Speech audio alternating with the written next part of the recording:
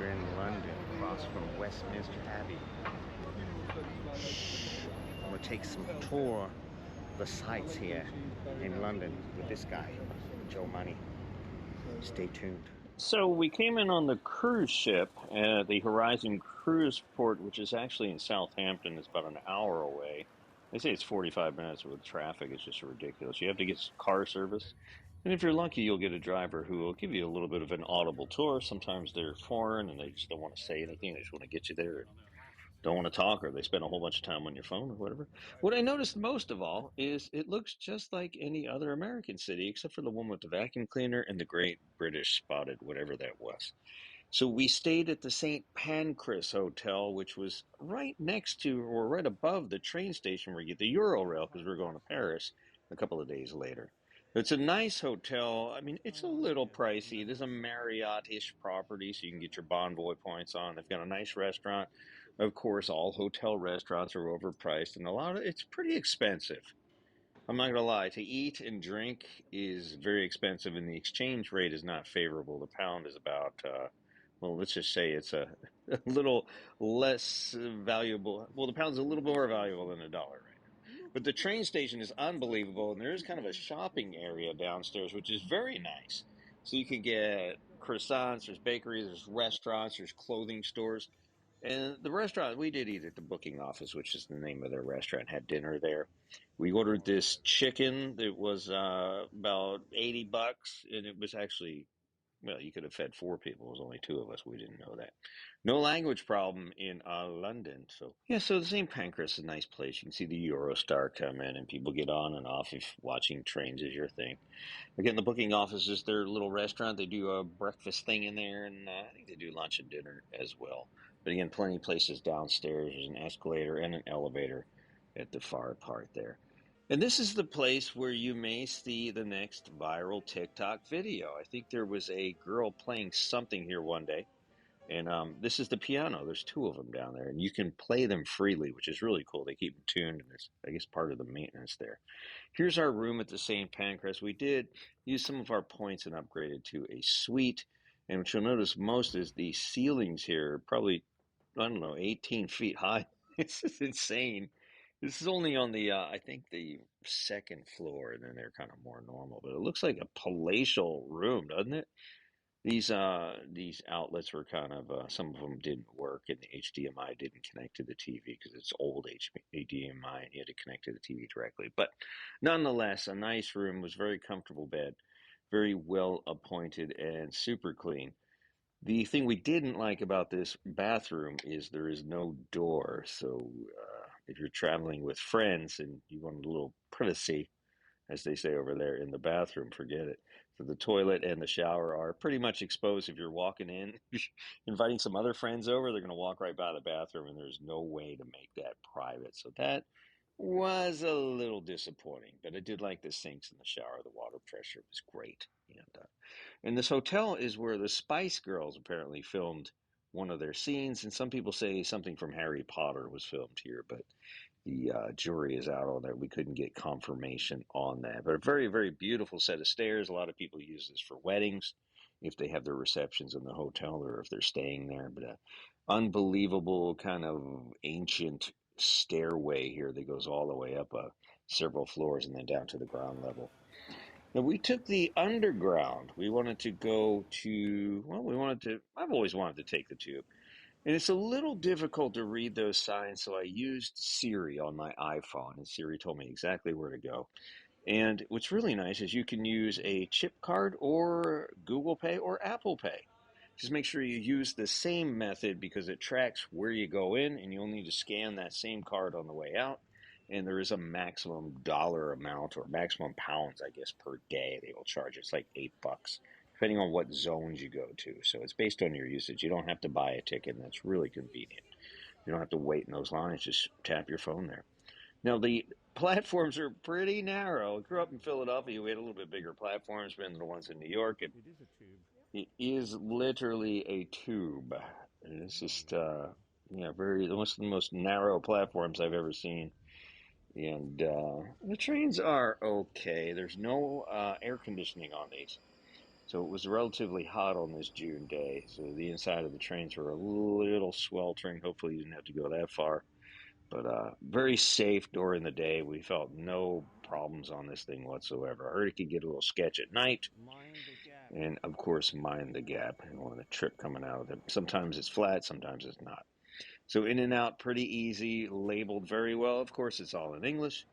Now, a lot of London you're going to find is very, very congested, especially in the summertime. June is their high time, and there's just people like back to back, face to face. It's insane.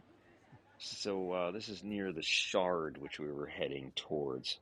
We get to go up. This is a restaurant near the top of the Shard, not all the way up. I think it's about halfway up. There's some great views here. Prices are a little high here as well. You get their drink and an appetizer.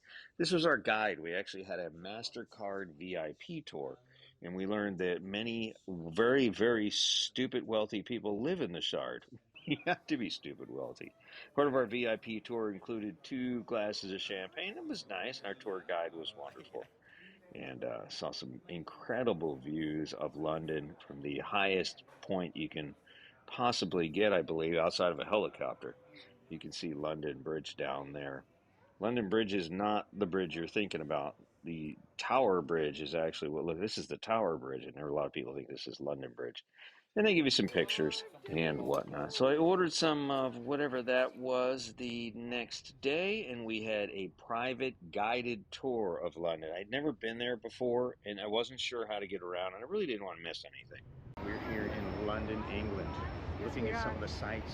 We're standing right next to Westminster Abbey. What? There's a pole and a bus, and you can't see anything? We will give you the full scoop on what to see in London, England. So there's a better picture of Westminster Abbey, I guess, where the royalty gets married and several ceremonies happen. I think Queen Elizabeth had her funeral there, and there was like a 3-mile waiting list. And of course, there's Big Ben, a different look at it, not from the bridge, but from the other side. You can see it from 4 sides. This is actually a better, more photogenic look. And we run into this. Hello.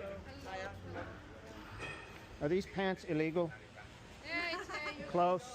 Okay, thank you. So everybody's got to get their 2 pence in. So we're supposed to see the Royal Mounted Guard. However, they were goofing off because some emperor from Japan was there and they were practicing this ridiculous parade. You know, all the pomp and circumstance in London is just, in England as well, it's ridiculous. It's antiquated. It should be quashed, but here they are, the Royal Horse Guard. They're out hanging on the street. It's like 90 degrees on this day. They're sweating. They've got these silly uniforms on and the awful furry hats and everything. It's just terrible. And some of the guards were forced to do the Macarena. I don't know what this is all about, but robotic steps, and I haven't seen that since the 80s. And of course, there's Buckingham Palace. Since this was a practice parade. The real parade was to happen the next day, and we unfortunately weren't there. So normally you could see really good shots and get up to the fence of Buckingham Palace. Today you couldn't because they're having this mock parade to prepare, and King Charles apparently was floating around in a mock car. They had a decoy and whatever, so we couldn't see that. We were a little disappointed. We had lunch at this interesting little pub where it's something about drawn and quartered. And there's the walkie-talkie building. It's not the highest place. The Shard is a little bit better of a view, so know that. And this place talks about how people were killed and tortured, and there's some very graphic pictures if you walk down the steps, which I will not show you in this video. Nice place to have lunch. The food was pretty good. Now, 10 Downing Street, you used to be able to walk up to the door and take pictures. Not anymore. Now it's all gated off and fenced off because certain people can't behave themselves. So, in the name of security, I mean, there's 2 fences here. You can't even get close. You can't even walk up to the second fence and take a picture anymore. So, forget about the 10 Downing Street. I've always wanted to take that picture, and apparently I should have gone 10 years ago, but that is off limits now. You can't get in there without an appointment, and good luck getting one of those unless you're some kind of high-ranking diplomat somewhere. Heavy, heavy security, which it should be. It was a little crazy that they left that as open as it was for as long as they did, but yeah, you can't even get close now. But it's down here, supposedly somewhere. I can't even see it. The Tower of London was next. This is the Tower of London. It's not one tower, there's actually 36 towers here. But it's basically a castle, built 1,000 years ago by William the Conqueror. Late 11th century. He was a Frenchman, he came from Normandy, invaded our country, took it by storm.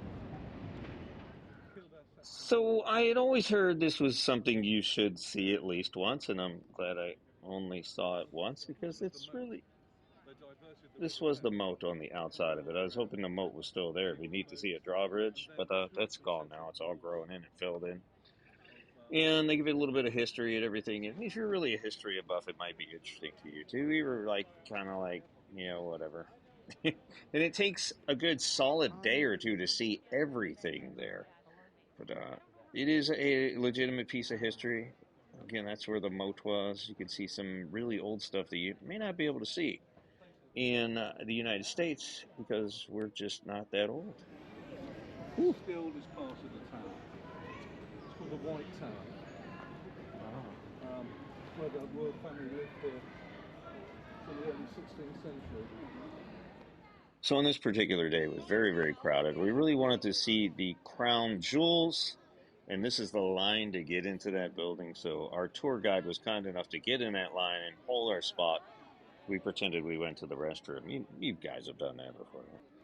So we finally got in there. We kind of duck under her, and unfortunately, there are no photos or videos allowed in there. So it wasn't mind blowing. It really doesn't.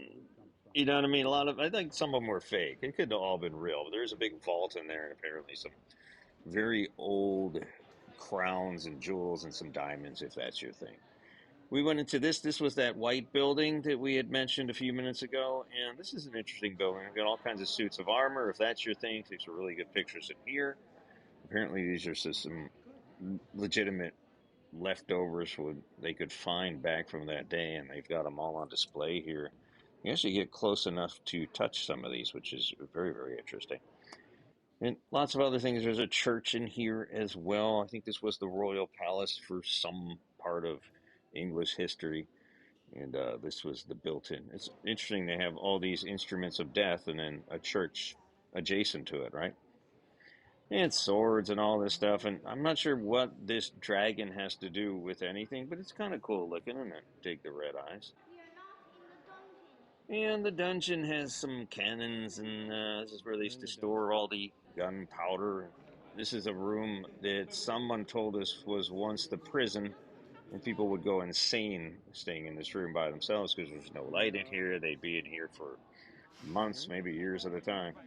That's about it. Wrapped it up, and again, the lines were incredibly long. It's supposedly much better to come here in the fall or the winter time, where it is open. It's a little colder, but it's a little easier to navigate, and you can probably see a lot more.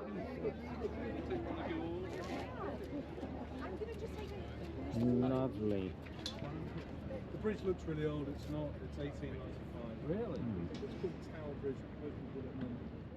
So you expect things to be really old in London, and the truth is that things really aren't, because there was a huge fire that burned most of the city, and everything was rebuilt after the Great Fire of London, and this thing's sadly all pretty new.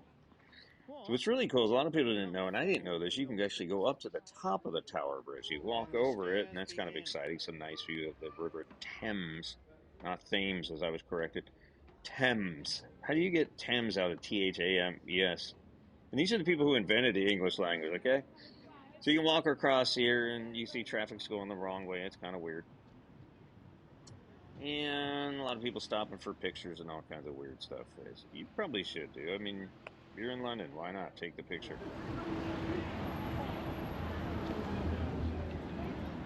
But what's interesting is that you can either walk up the steps and go all the way to the top, or took an elevator like we did. And there are some magnificent views of the river and other parts of London from the top.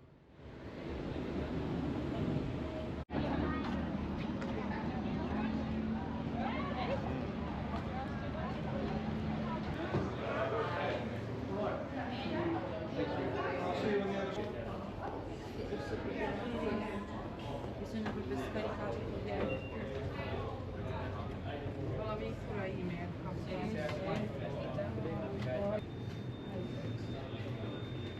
After you, sir. Much appreciated.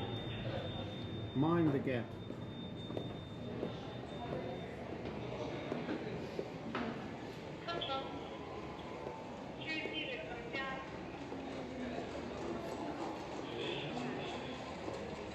Apple, anyone? Lobster. They screwed the lobsters down. It has to be 9 meters tall for the bridge. So that's 9 meters? Okay, now we'll say 9 meters.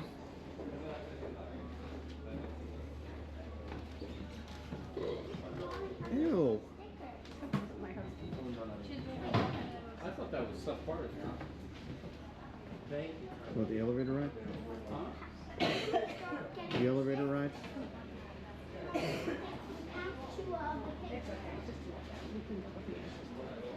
you.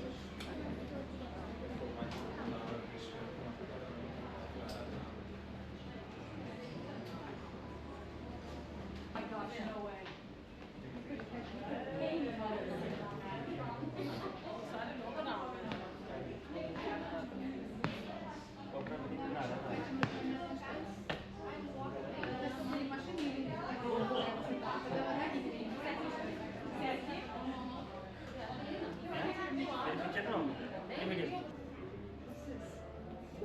The West Walkway. Hello. Hello.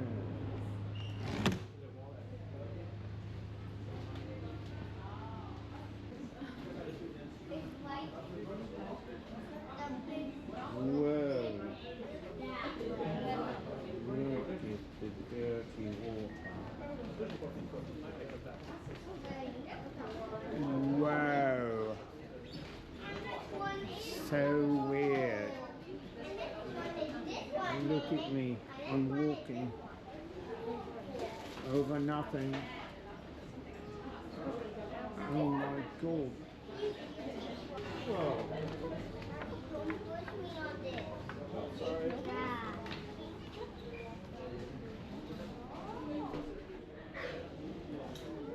I can tell you it's not a great place for a nap, but some beautiful scenic views up there.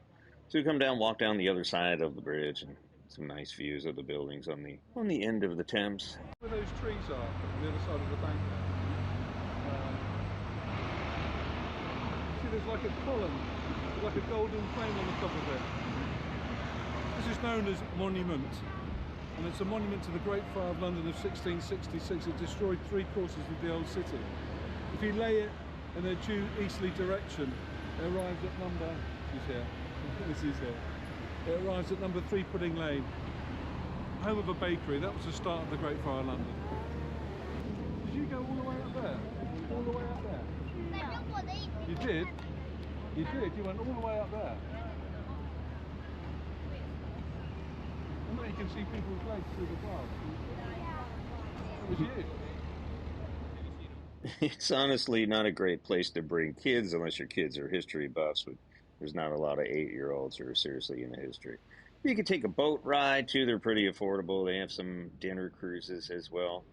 Not a whole lot to see. Just a different view of the buildings in that part of London. So that was about the end of our guided tour, and we had seen enough of London. Headed to Paris the next day. Back to our hotel and watched people come home from their daily commute. Is London great? Would I go back? Probably not. It's kind of a one and done. It's interesting to see, but not super exciting. And we thought Paris was a lot more interesting. Stay tuned for that video.